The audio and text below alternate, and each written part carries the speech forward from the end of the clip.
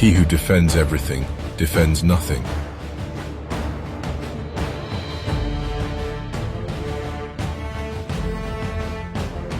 Books make up no small part of human happiness.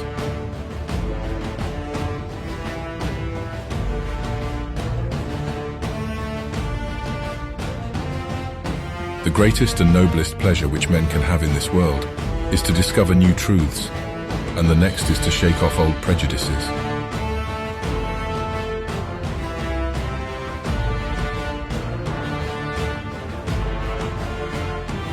A crown is merely a hat that lets the rain in.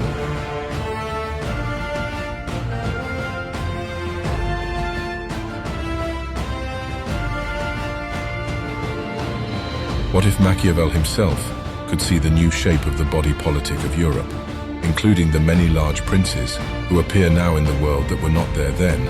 If he could see the power of the firmly established kings, the new manners of diplomacy, and the balance of power that is foundation of the alliance of some weighty princes to oppose the ambitious, and the purpose of which is accepted by the world.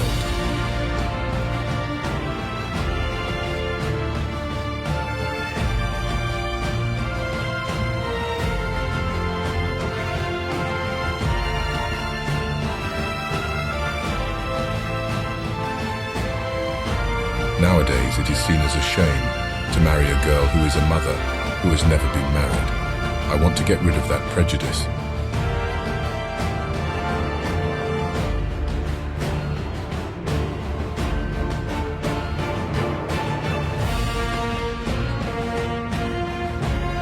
Diplomacy without arms is like a concert without a score.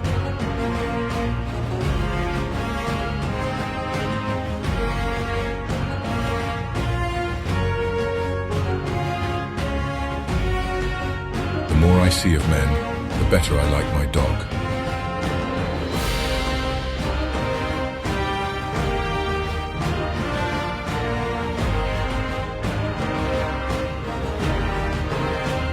It has been said by a certain general that the first object in the establishment of an army ought to be making provision for the belly, that being the basis and foundation of all operations.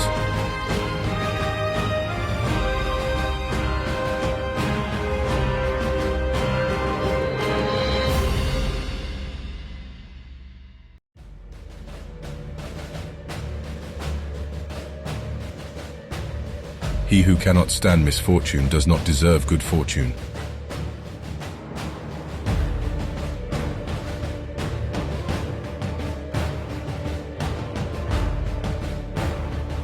As to your Newton, I confess I do not understand his void and his gravity. I admit he has demonstrated the movement of the heavenly bodies with more exactitude than his forerunners, but you will admit it is an absurdity to maintain the existence of nothing.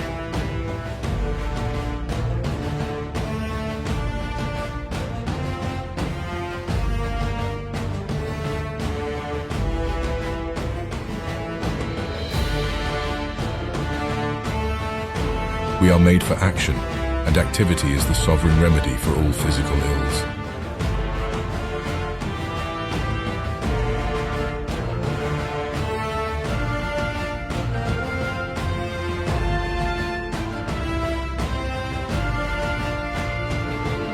Diplomacy without arms is like music without instruments.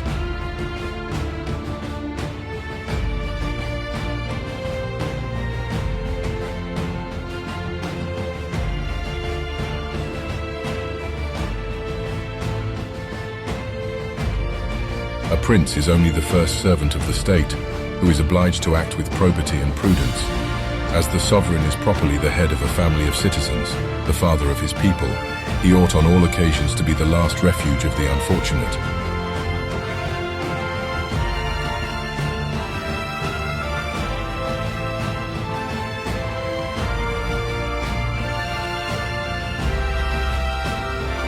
In my state, every man can be saved after his own fashion.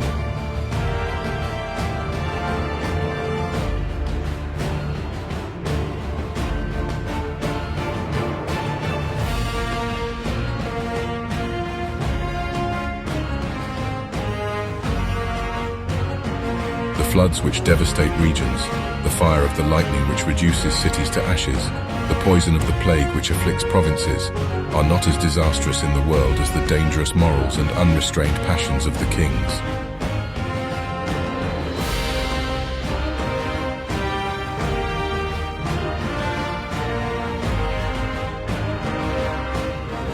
The people say what they like, and then I do what I like.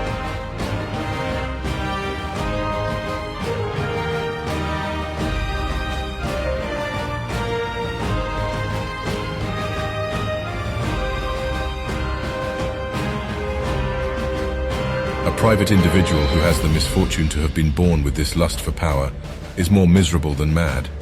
He is dulled to the present and exists only in future or imaginary times. Nothing in the world can satisfy him, and the drunken ambition which has mastered him always adulterates the softness of his pleasures with bitterness.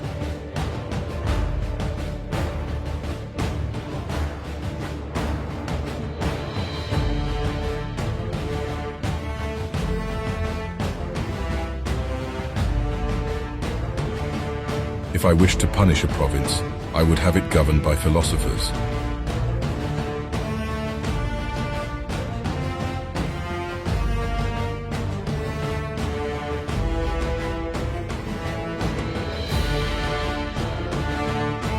Before listing the differences of the states, Machiavel should have, in my opinion, examined the origin of princes, and to discuss the reasons why free men would choose to live under masters.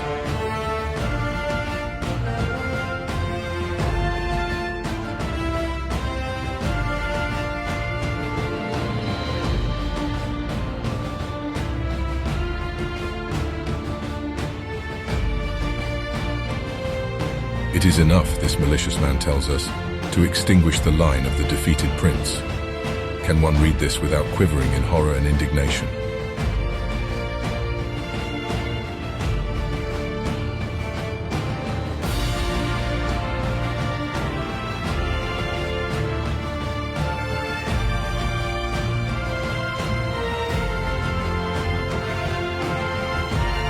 An Englishman had the insanity to kill himself a few years ago in London. On his table was found a note where he justified his action, which said that this way he would never become sick again.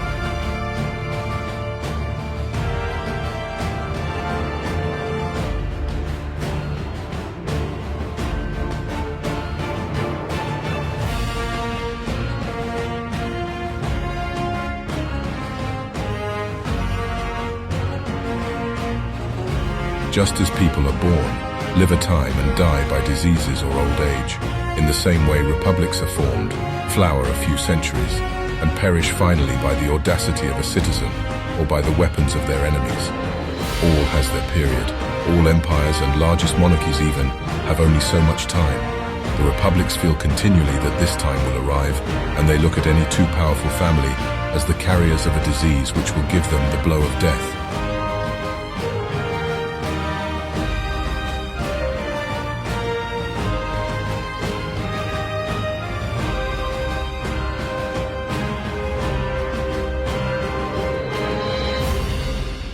The Prussian army always attacks.